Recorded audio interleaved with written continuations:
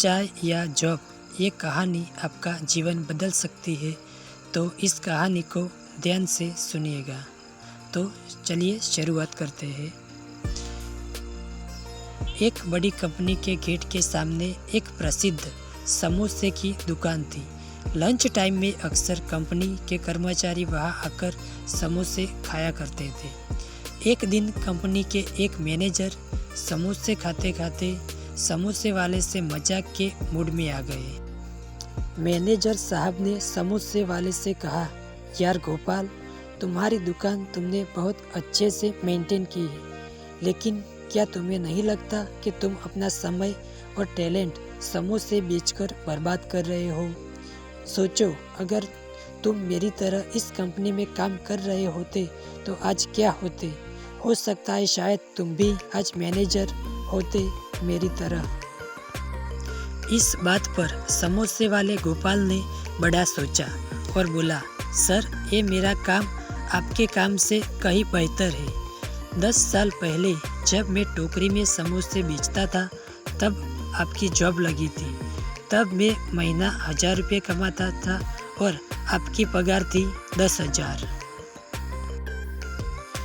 इन 10 सालों में हम दोनों ने खूब मेहनत की।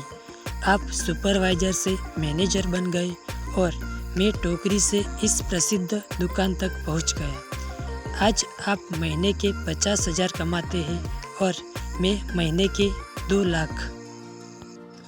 मेरी दुकान मेरे बेटे को मिलेगी। मैंने ज़िंदगी में जो मेहनत की है वो उसका लाभ मेरे बच्चे उठाएंगे, जबकि आपकी ज़िंदगी भर की मेहनत का लाभ आपके मालिक के बच्चे उठाएंगे।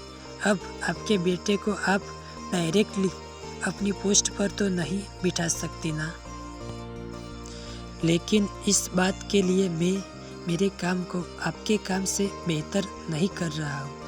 ये तो मैं बच्चों के कारण कर रहा हूँ।